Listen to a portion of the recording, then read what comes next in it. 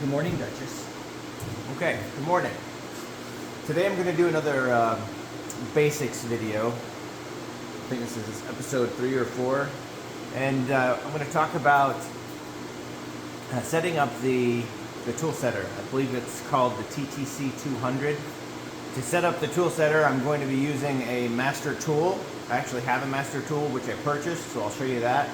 It has a certified length and diameter. You could very well use your own master tool, maybe the end of a broken end mill, as long as you can verify accurately what that diameter is. And then you'll find out the tool offset, or the length below the spindle nose of that tool. So with that knowledge, we'll be able to use the macros provided by Pioneer, I believe, to set up the tool setter. So what I've gone ahead and done for my shop, and I can show you the shelf up there, but for every machine or tool or whatnot that I have in the shop, I create a little binder for it.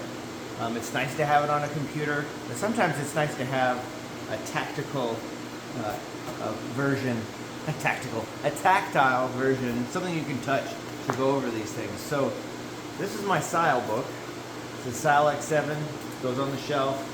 It's a picture of my SYIL X7 20, the first version, first year of this model. So I've got cutting tool measuring system programming manual for the 808D. So I will use this to set up this tool setter. Now I did this initially when right before I started doing chips, and then after I had been milling for about a month, I did it again. According to the preface, let's see, section 1.1, subparagraph 1, I guess. Anyway, section 1.1 at the bottom, it tells us when we should do this. So, number 1, you should do this when you put a new stylus on the setter. Now, when they say stylus, they mean that little ceramic pad that's a 1/2 inch in diameter. It's round and it sits on the tool setter, okay, or 12.7 millimeter. That's how wide it is. Now, I've seen this done before in a Haas, and they had to get that level within 0.02 of an inch. No, that was not 0.02 of an inch. It was 0.2 of a thou. So 0.000 followed by a 2. We got that level. 2. You should calibrate your tool setter. This says it has happened an impact. Let me translate that. If it's impacted, if you hit it, if it gets banged, you need to redo this. Number 3, when the measuring system, when the accuracy declines. So I track every time that I re-measure a tool length offset. I actually put it in a spreadsheet. I use Google Sheets so that I can view that on my phone or either computer. If I'm in the house, in the office, or if I'm out here, I have access to the measurements. Now, usually they're only off by a micron or 2 or 3, which is no big deal. That's less than the width of a human hair. But if it's off by a considerable amount, it's time to recalibrate this. And then lastly, if you haven't used your machine for a long time, you need to calibrate this. So, I'm going to use this book as a reference, but in general, I know what I want to do. Okay, first I want to verify, or if this is the first time, I want to get a length of my master tool. Okay? To do that, I'm going to need a test dial indicator and a magnetic base with an adjustable or articulating arm that I can lock in place. Okay, this will make sense later, but I need to use that dial test indicator to get a 0 on my master tool, and then get a 0 on a known point on the nose of the spindle, and the difference between those values, right, is going to be our length for our master tool. Then we're going to use that master tool with the known length that's stored in the 808D in the offsets to calibrate the tool setter. Pretty easy. Let's do it.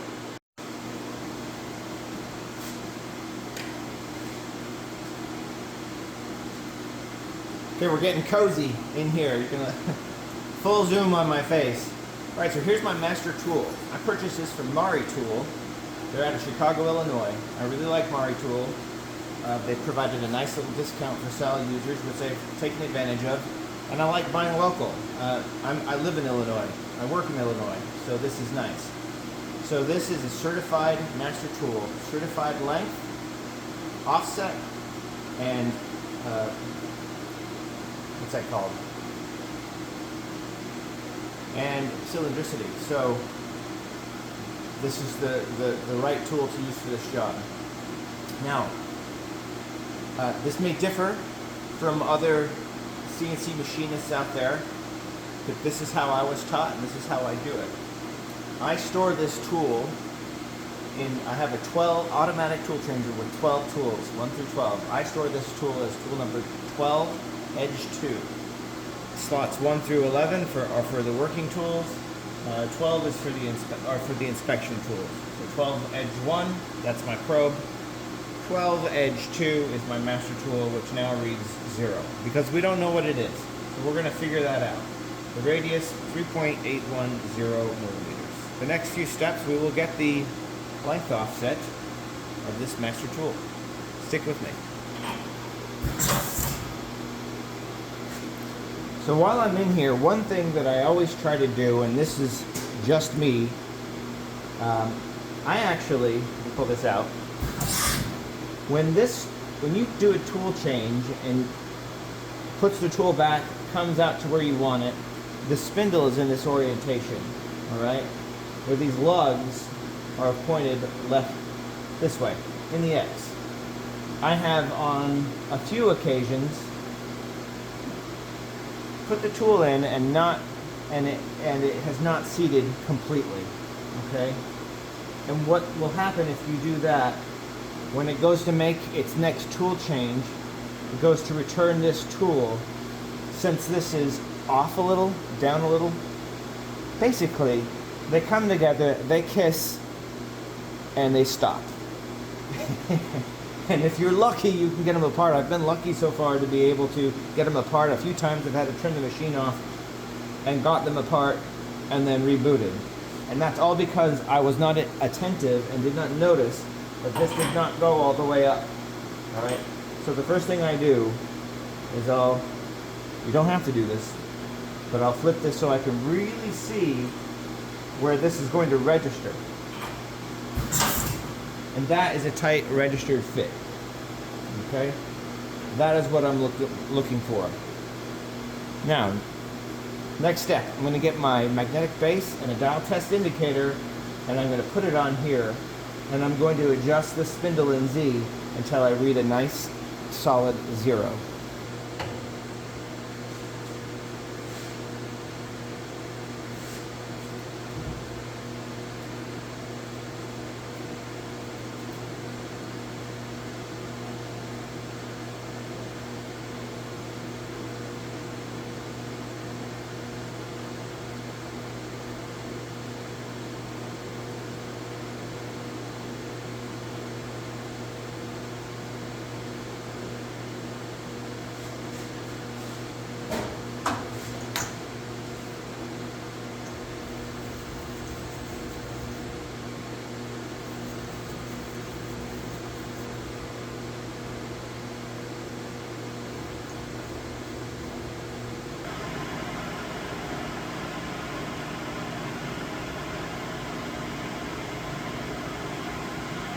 So I've got this set up. Here's my setup. Magnetic base. These are pretty cheap on Amazon.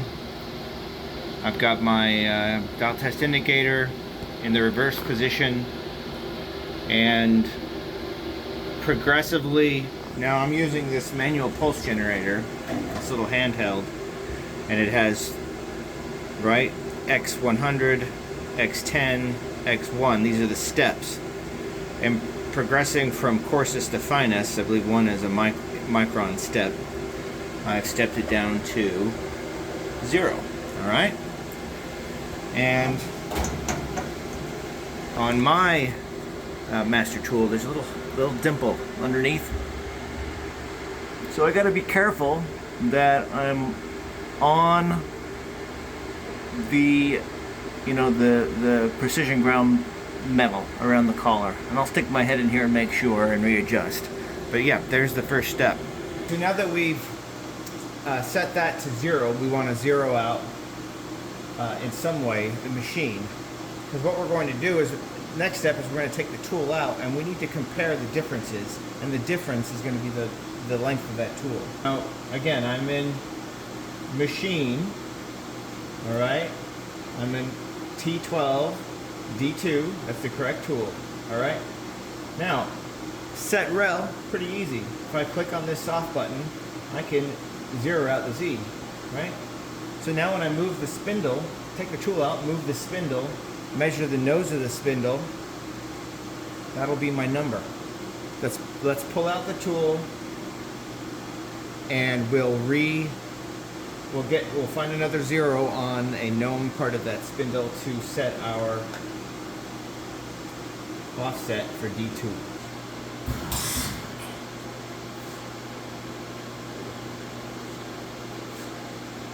The worst thing that can happen at this point is I bump this, and then I gotta start all over again.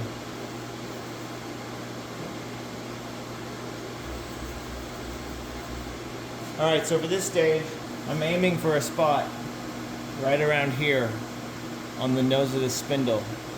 A clean machine surface, void of holes or screws. If you feel in here, you can feel the screws. So let's do that. And I already see a problem. Those hoses are in the way. Okay, so that's a problem. I'm going to start over. I'm going to get that test indicator up higher so I can clear those coolant hoses, and I'll be right back.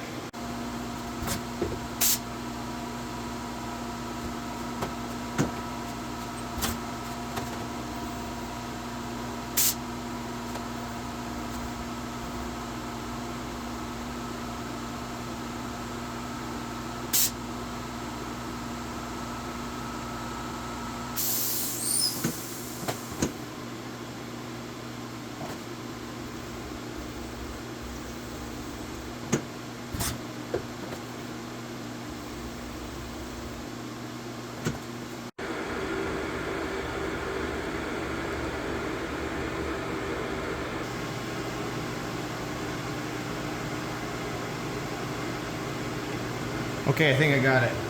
It's kind of an odd angle with this camera. I don't want to get a little parallax. The length offset of this tool is negative 76.340 millimeters. So I need to remember this. Nope, no copy. 76.340. I'll go into offsets. 76.340 and input. Now I have a length offset for the master tool. Now, with that and the diameter, not the radius, let's double this, with this and the diameter, we can calibrate the tool setter. And there are 2 calibrations. Let's take a look at those now. So here we are in the manual. We're on page 7, section 4, calibrate the tool setter. Excuse me, calibrate the tool setter. Now the first section is going to describe how it's done, which codes or macros call up the calibration routines, and if you follow this, you can actually program it yourself. From SYIL, already loaded on the Siemens controller, were these calibration routines. So the first is calibrate the length of the tool setter. So we'll need to have our master tool installed, okay, and then here you want to set it up like this. So we have our master tool, okay, approximately ZZ away from the stylus, and then we want to run this program, L960, which resets variables, R0, which is the length of the mandrel. In this example, it's about 200 millimeters. Our example was 76.34 for mine. So I will need to, when I run this software, replace this, delete this, and replace it with 76.340. Okay? Then L67, that runs the the length calibration routine, and then M30 ends the program. Okay, let's go do that. To access the length calibration routine, we need to go into our program manager here. Okay, these are all of the programs that I was supplied with that came on the SYIL when I got it. The first one's probe. The second one down is TTC, which is the one we want. We're going to hit input, open the folder, and we have several options: auto measure, brake measure detection, diameter calibration, blah blah blah blah blah. The two that we're looking for for this video are diameter calibration and length calibration. We're going to do length calibration first. There's length calibration, input, and this is what it looks like right from that book. All right, L960, reset our variables. R0, 199,995, that is the length of the standard mandrel or tool setter. Ours is different, so we're going to change that. L960, get the length, or calibrate length, and M30 end program. So, let's fix this. I'm going to hit this delete key, and I'm going to put in our new length offset, which is 76.340. So, 76.340. Okay? That's the program that I want. Before I execute this, I need to put the mandrel in position above the stylus. Alright, I've got it roughly centered over the stylus, about 12 millimeters, half an inch, and I'm going to go ahead and hit cycle start on this program, the length calibration routine. Oh, shut the door, silly.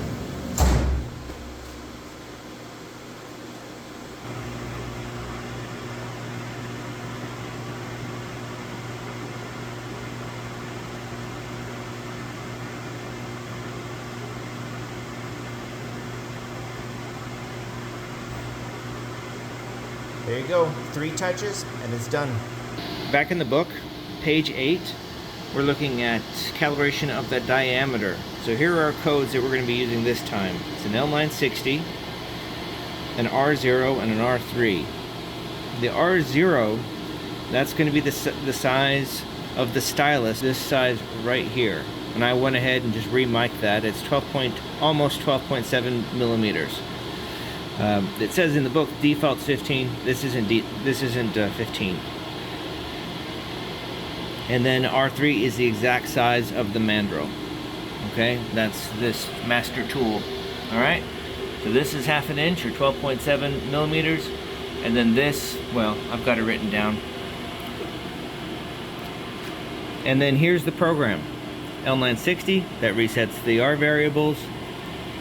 The exact diameter of our stylus, of mine, is 12.7 millimeters.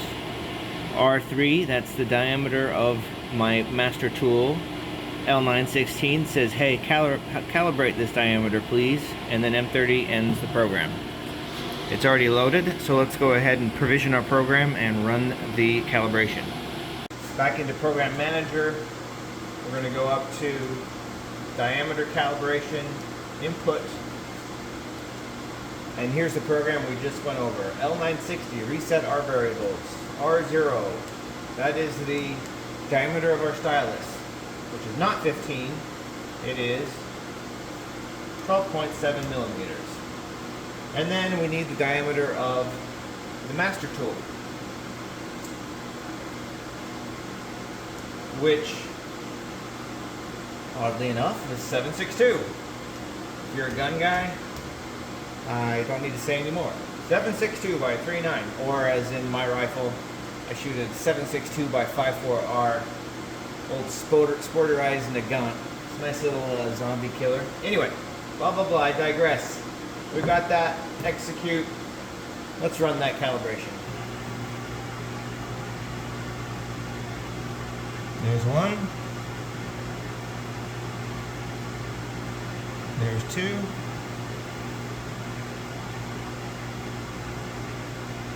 One on that side.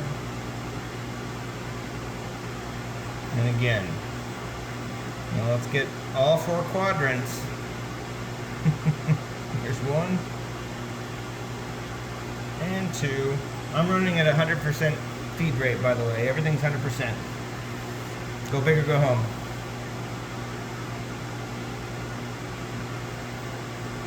Done. Okay, so we got that calibrated. So what does that mean? What can we do with it?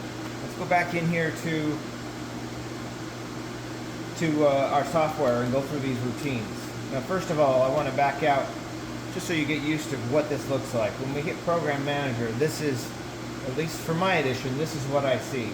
Probe, tool change, all these demos and blah, blah, blah, blah, blah.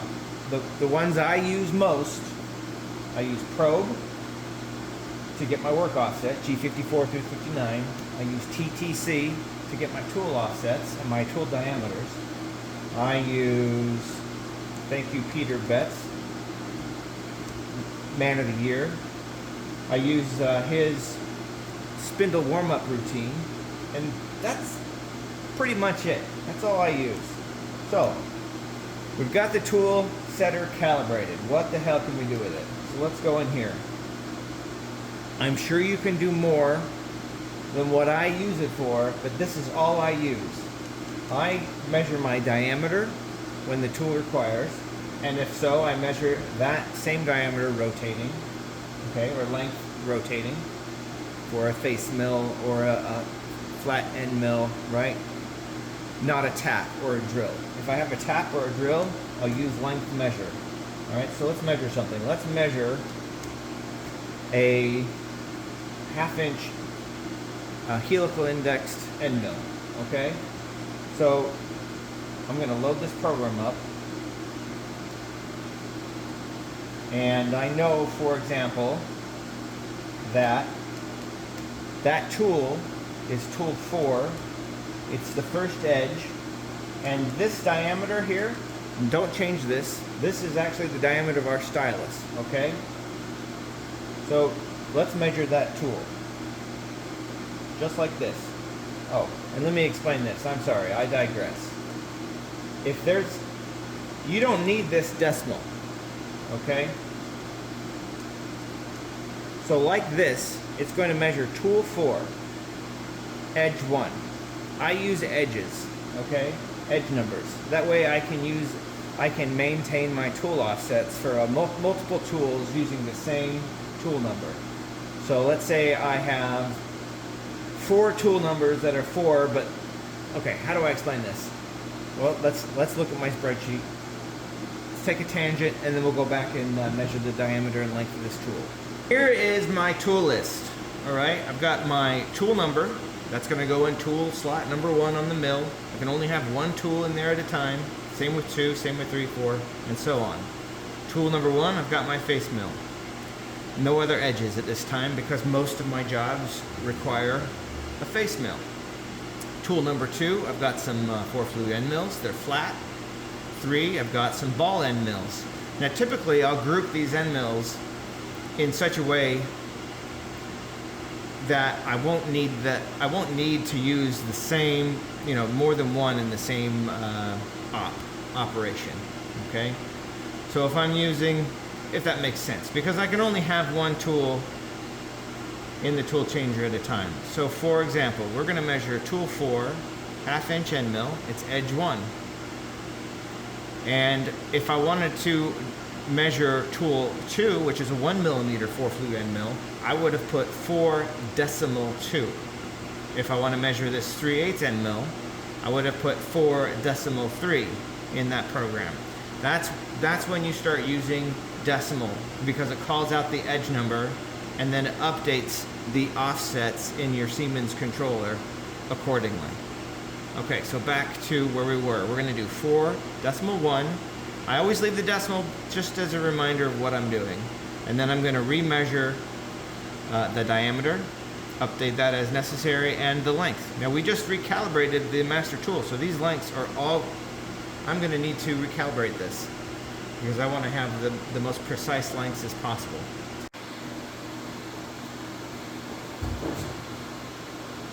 Okay,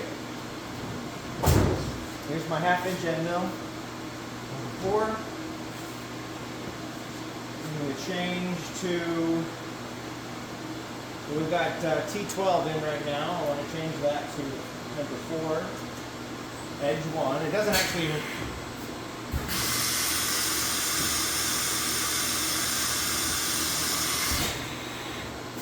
When you're running these tool offset routines, you don't actually have to put, say this was edge 3, you don't have to put 4 edge 3, because the program subroutine you're running is going to dictate which offset is going to be getting the updated measurement. So, let's put in this end mill.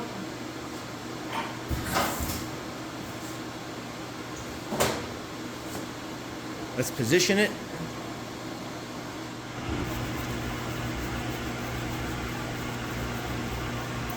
We put it about a ½ inch above the stylus. Centered. Okay, so now that we're centered, we can go ahead and run that program.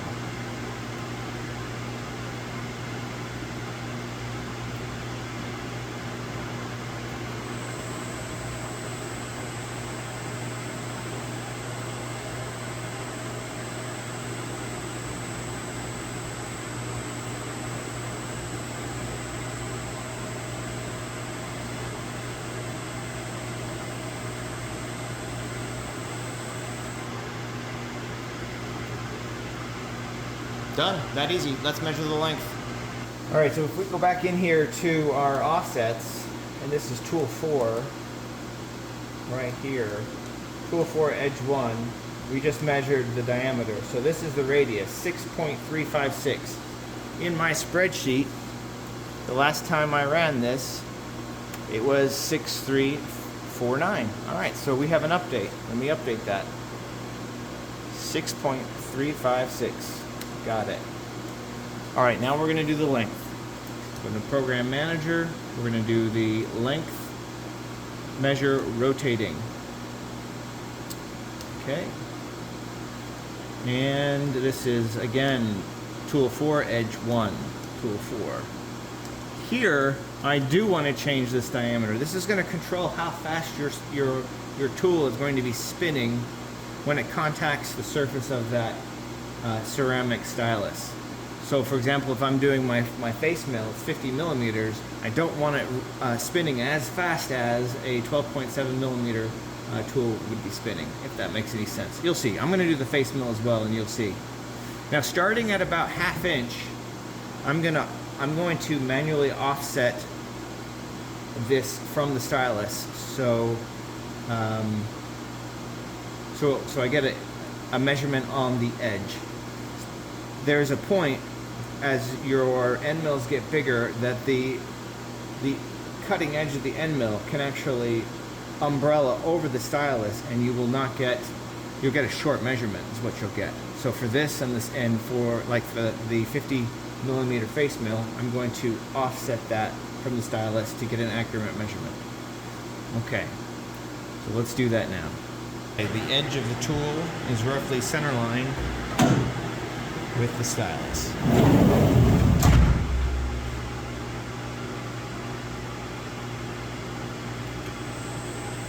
We'll just come down and touch a couple of times. And we have our length offset. Back in our offsets, we now have a length of 90.098. Let me update that in my spreadsheet. 90.098. Done. Now lastly, I'm going to show measuring the length of a 50 millimeter face mill, and I think we should wrap it up. This video is waxing long. Let's measure tool 1, which is my face mill. So going to Program Manager, I'm going to do length measure rotating. I am not going to measure the diameter of the face mill. I'll go into here. This is the face mill, which is tool 1, edge 1. The diameter of my face mill is 50 millimeters. Okay, I've already got it into position. Let's go ahead and measure that length. Okay, my cutting edge is roughly center line with the middle of the stylus. And cycle start. There's one tap.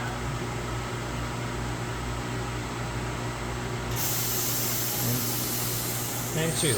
And notice that, I don't know if you can tell, but it's It's actually rotating in reverse so as to not destroy that stylus. Back to the offset screen. We are on, tool 1.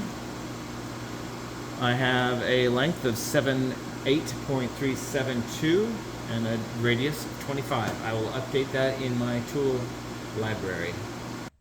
Before I wrap this video up, I just wanted to double tap on the fact that this is my work process. This is how I do it. As far as recording tools in this spreadsheet, as far as using different edge numbers, not everyone has to do that or does do that. When I run the Haas mill at school to do my projects, I don't do any of this, okay? They're not my tools. I have to put together the tools every time, get new offsets. Every time is from scratch. And I suppose that's good, right? Sets and reps to learn how you're doing. But for me, I do enjoy this. Now, this in collaboration with Fusion 360 and the post-processor I use on here it's become a very nice workflow that I'm comfortable and confident using. I really like using it. Now, I'll put a link in the description. You probably have already heard about it. If you own a SYIL and belong to the Facebook group, you know about this post-processor and the collaboration of the individuals to create this wonderful thing for all of us. For example, if I were to select a machine, post-processor, let's see if it gets credit. I don't know. But I love it. It works great. The reason I do everything in Fusion 360, and it'll be more apparent on the next video I plan to do on probing, is coupled with what we do today, tool offsets and keeping track of the lengths, plus probing, Fusion 360 really ties it all together for me. Okay, so I've got my tool library in here. So everything on that spreadsheet, that's where I start. A lot of times I'm working out here, I'm getting my tool offsets, and I'll update this spreadsheet out here in the workshop. But a lot of my programming is done in the comfort of my office, right? And so, but I can pull this up in my office, and then I can use this, collaborate with this spreadsheet, and then make sure that my tool library is up to date. I have a tool library in the cloud, so anything that I adjust here is adjusted in the office, and a lot of times I'll pull this up from school or when I'm traveling for business, and I still have access to all of my tools. Okay, so for example, we were working with a 12 millimeter end mill, right? Number 4. Let's take a look. If you've never seen this before, this is what it looks like. You have your description, where you bought it, the product length. If you choose to fill this out, you can. You don't have to. And then the first tab, cutter, this is where and I need to update this. This is where you would put your overall length below holder, shoulder, flute, all that stuff goes in here. And then you can choose if you have a holder or whatnot. Let's go over the really important tabs though. Cutting data. I have a lot of the cutting data. This is cutting data recommended by Maritool, however you say their name. This is cutting data recommended by HSM Advisor, which is a software package that helps you with speeds and feeds. If you want to do chip thinning, radial chip thinning, or high-speed machining, they'll give out suggested toolpaths that you can experiment with, which I have really loved. And then here in the post-processor, I've got my tool number 4, my edge number 1, so that when I generate my G-code, it knows which tool I'm using and which offset to use. So I think that